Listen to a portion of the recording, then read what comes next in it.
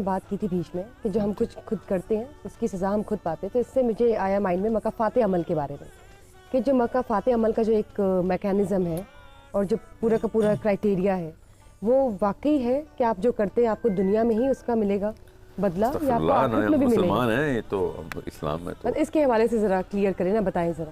اسلام کا اصول تو آسان ہے کہ مالک یوم الدین سے قرآن پاک سٹارٹ ہو رہا ہے کہ اگر اللہ تعالیٰ نے سارے انصاف دنیا میں ہی کرنے ہوتے تو پھر مالک یوم الدین یوم الدین کیا ہے؟ جو انصاف کا جو دن ہے نا وہ اس غیب کے ٹیسٹ کے اوپر ہے کہ دنیا میں وہ معاملہ نہیں ہوگا جو آپ سمجھتے ہیں۔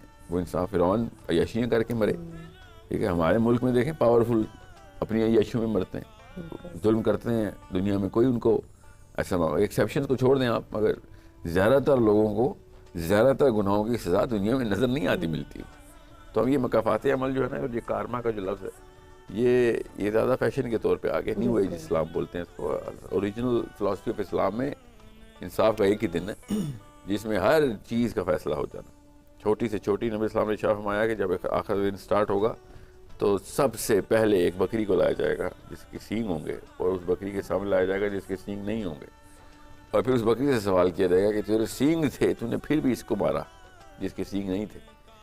مطلب یہ بتانے کی ضرورت کیا ہے؟ صحابہ نے پوچھا تو نبی اسلام نے ارشاد فرمایا کہ کوئی ایسی چیز جو تم سوچتے ہو نا کہ اس کا کیا سوال ہونا، وہ بھی سب لوگوں کے اس وقت رونگٹے کھڑے کر دیں گے کہ یہ اس کا سوال ہو گیا کہ سینگ والی بکری بغیر سینگ کے سامنے آئی، اور اس سے سوال ہوگا میرے تو اعمال تو بہت وزنی ہے اس کے مقابلے میں، میرے تو مطلب میں کیسے بیٹھا ہوں، میرے سے اس سے بھی سوال ہو جانا چاہیے کہ اس کا بھی کوئی اثر آنا چاہیے۔ سو اس دن اصل میں تمام تر اعمال کا حساب کتاب ہونا ہے، قبر میں ہونا ہے، اس کے بعد ہونا ہے۔ قبر میں تو ہوا لگنی ہے اس دن کی، تو جنت والے ہیں تو جنت کی ہوا لگوائے رہے ہوں گے، جو دوزخ والے اس کی آگ، مگر حساب کتاب کے دن وہ۔ اب دنیا میں اگر مکافات عمل ہوتی تو پھر فرعون چھٹی نسل میں جا کے نہ مرتا، پہلے 5 فرعون بڑے عیاشی کر کے گئے، ٹھیک ہے؟ بنی اسرائیل کو انہوں نے سولی پہ ٹانگا ہوا تھا، اور ہزار اور میرے اور آپ کے محلے میں، علاقے میں، خاندان میں ایسے لوگ ہیں جو ہمیں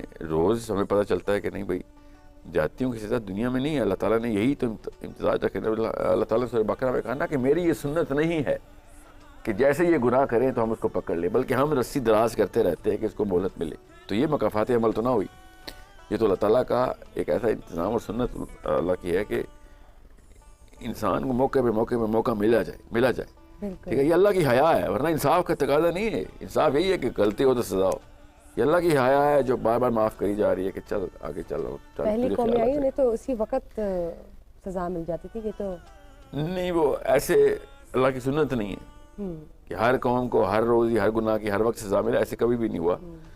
بڑے گناہ کے اوپر جب قوم جت گئی نا، گینگ اپ ہو کے نبی کے خلاف آ گئے، تب بادل برسے ہیں یا آگ برسی ہے یا پتھر برسے ہیں، ورنہ عمومی طور پہ وہ بھی اپنی بڑی نوح علیہ السلام 950 سال صرف تبلیغ کرتے ہیں، 950 سال تبلیغ کرتے ہیں، اور یہ ٹھٹھے اڑاتے ہیں، ان کے مذاق اور تضحیق کرتے ہیں، اور بڑی ایذا پہنچایا نوح علیہ السلام کو۔ تو 950 سال تو نہیں ان پہ کوئی عذاب آیا، 950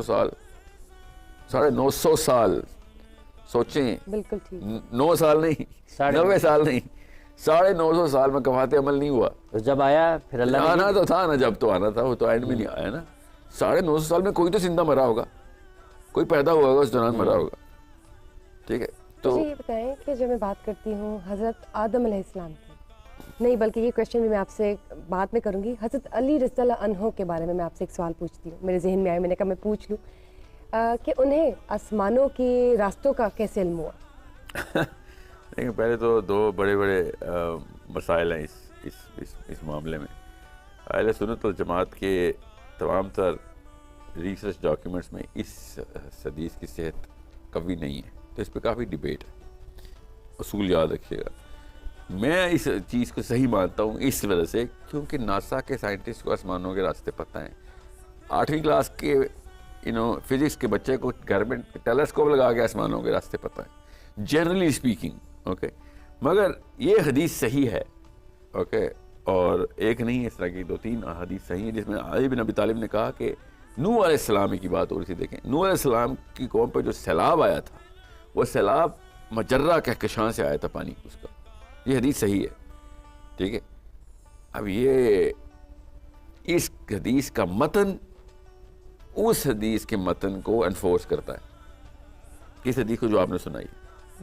اس وجہ سے میں اہل سنت کے اپنے اساتذہ سے بھی کہتا ہوں کہ جب آپ کو پتہ ہے کہ ایک حدیث قوی ہے اور وہ قوی حدیث انڈورس کرتی ہے دوسرے حدیث کے ڈائریکٹ متن کو, تو اس بندے کو ہی پتہ ہوتا ہے کہ مجرہ کا کہکشاں کدھر ہے اور پانی آتا ہے اس سے, ڈائریکٹ پانی آیا کہ جس کو آسمان کے راستے پتہ ہو, ایٹ لیسٹ ایک راستہ تو پتہ ہے, ٹھیک ہے.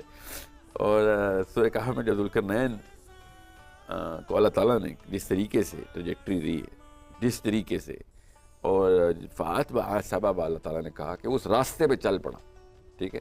اب وہ کون سا راستہ کدھر ہے؟ علی بن ابی طالب سے ہی یہ حدیث ہے, اور یہ بھی اہل سنتی کی حدیث ہے, بخاری کی حدیث ہے اور مسلم کی حدیث, سوری, کہ ذوالقرنین کو ابن کثیر نے لکھا کہ علی بن ابی طالب کہتے ہیں ذوالقرنین کو اللہ تعالیٰ نے بادلوں پہ اڑنے کی طاقت دی ہوئی تھی.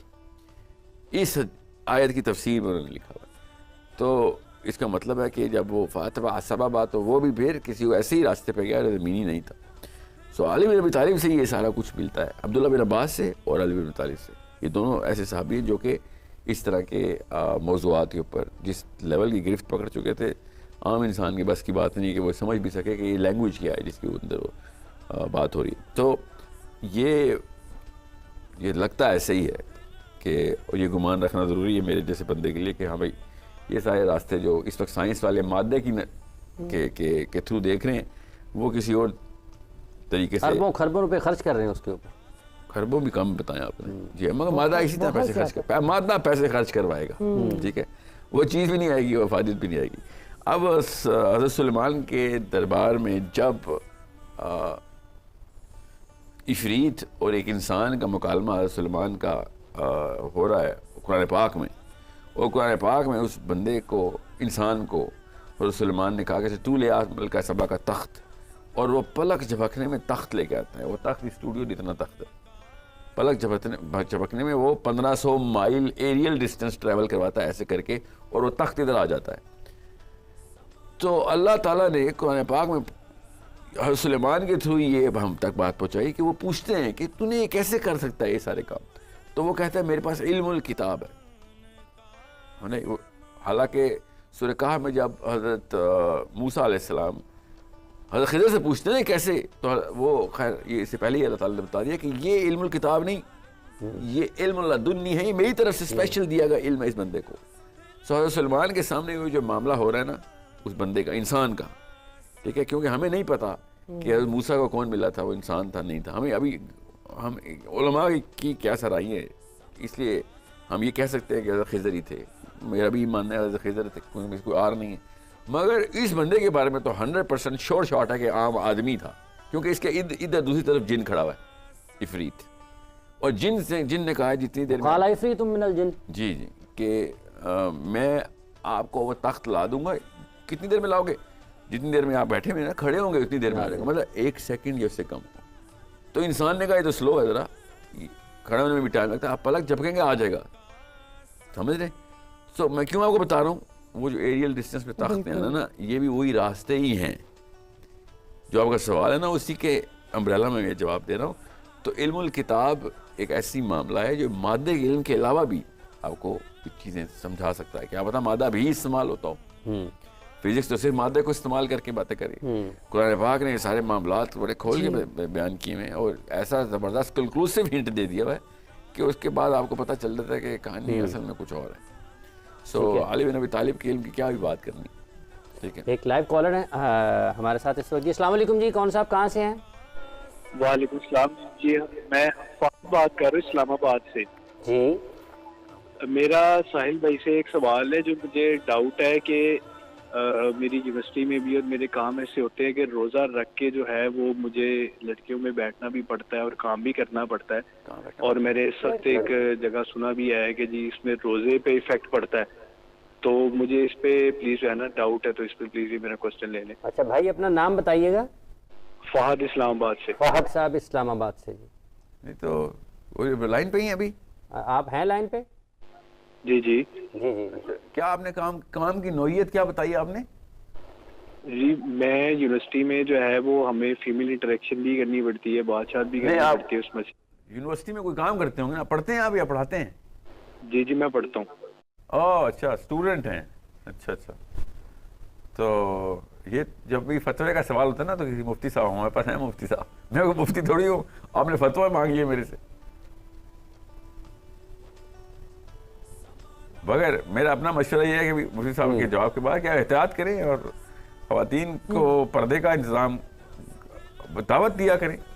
آپ جتنی دعوت دے سکتے ہیں دیں پردے کی، بلکہ یونیورسٹیز کی لڑکیاں اگر پردہ شروع کر دیں تو میرا خیال ہے پارلیمنٹ ہاؤس میں بھی پردہ شروع ہو جائے گا۔ ٹھیک ہے جی، آپ کو جواب مل گیا اپنا فہد صاحب؟ نہیں، وہ جواب تو مفتی صاحب سے اچھا فتویٰ تو میں آپ بتائیے، مفتی صاحب۔ آپ بتائیے۔ بسم اللہ الرحمن الرحیم، اللہم صلی وسلم وبارک علی سیدنا و مولانا محمد وعلی آلہ وصحبہ وبارک وسلم۔ دیکھیں، ہمارے کلچر کی بات ہو رہی تھی تو اسی سے میں اس مسئلے کو نکالتا ہوں۔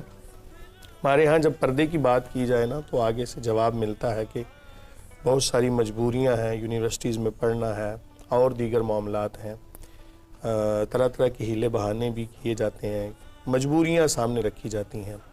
میرا سوال یہ ہے کہ حضور نبی کریم صلی اللہ علیہ وآلہ وسلم کی جو ازواج مطہرات، ہماری امہات المومنین، تمام مومنین کی جو مائیں ہیں، وہی ہمارے لیے ماڈلز ہیں اور انہی کو فالو کرنے میں عافیت ہے۔ اگر اس سے ذرا برابر بھی ہم ادھر ادھر ہونا تو اس میں ہلاکت ہی ہلاکت ہے۔ تو کریم آقا علیہ الصلوۃ والسلام نے جب اپنی ازواج کے بارے میں، بلکہ خود خالق کائنات نے پردے کا حکم دیا اور ساتھ یہ بھی فرمایا، صرف ایک کو نہیں فرمایا، صرف مرد کو نہیں فرمایا کہ وہ نگاہیں نیچی رکھے، خاتون سر عام پھرتی رہے، نہیں، خاتون کو حکم دیا کہ وہ بھی نگاہیں نیچی رکھے اور پردے کی حالت میں رہے۔ اور جہاں تک بات ہے کہ سطر کتنا ہونا چاہیے اور کہاں تک چھپانا چاہیے، تو چہرہ سطر میں تو نہیں آتا۔ اب اس پہ سوال ہوتا ہے کہ نبی کریم صلی اللہ علیہ وآلہ وسلم کے زمانے میں جو چہرہ ہے اس کو ظاہر کرنے کی اجازت تھی، تو آج علماء کہتے ہیں جی چہرہ بھی چھپاؤ اور جناب ہاتھ بھی چھپاؤ، پاؤں بھی۔ تو یاد رکھیں کہ نبی کریم صلی اللہ علیہ وآلہ وسلم کا ایک ہوتا ہے قول حقیقی، ایک ہوتا ہے قول ضروری۔ حضرت ام المومنین عائشہ الصدیقہ عفیفہ رضی اللہ تعالی عنہا، آپ سے جب پوچھا گیا کہ آپ خواتین کو عبادات کرنے کے حوالے سے، مسجد میں آنے سے آپ روکتی ہیں، تو آپ نے فرمایا کہ آج اگر کریم آقا علیہ الصلوۃ والسلام خواتین کی تزیین و آرائش کو دیکھ لیتے تو آپ بھی فرماتے کہ ان کا مساجد میں آنا جائز نہیں ہے۔ یعنی یہاں تک پردہ جو ہے نا اس کی احتیاط ہے۔ اور اگر میں وہ حدیث سناؤں، کریم آقا علیہ الصلوۃ والسلام نے فرمایا کہ کسی بندے کا جسم، کسی بندے کا ہاتھ ایک لتھڑے ہوئے خنزیر سے لگ جائے، یہ بہتر ہے اس سے کہ وہ کسی خاتون کو ٹچ کرے۔ اب آپ اس سے اندازہ لگا لیں کہ آج ہم کس نہج پہ کھڑے ہیں۔ تو آپ بھائی، پیارے بھائی، اگر آپ یونیورسٹی میں ہوتے ہیں تو روزے کی حالت میں ان چیزوں سے احتیاط بالکل ضروری ہے۔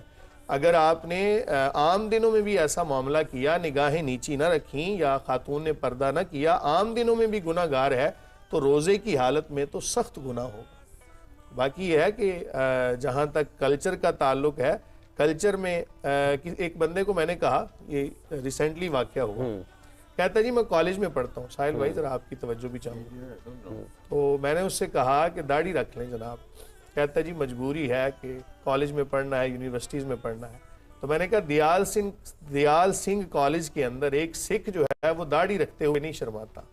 تو آج کا مسلمان جو ہے وہ نبی کریم صلی اللہ علیہ وسلم کی سنت پر عمل کرتے ہوئے، اور خاتون جو ہے وہ حضرت سیدہ فاطمہ الزہرا رضی اللہ تعالی عنہا کی سیرت مبارکہ پر عمل کرتے ہوئے شرماتی ہے۔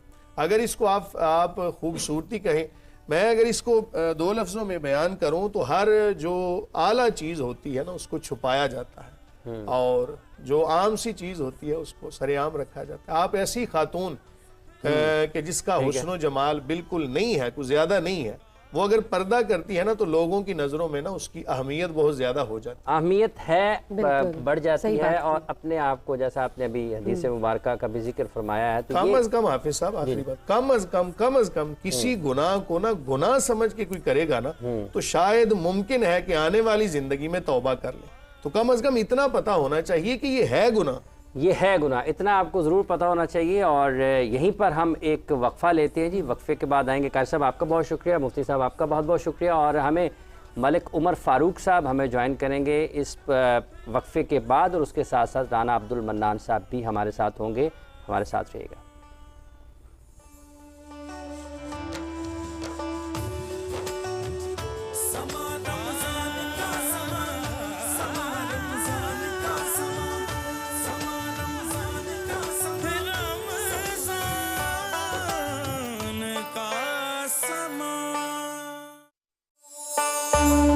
اس ماہ رمضان سما ڈیجیٹل پر باندھیں گے رمضان کا سما.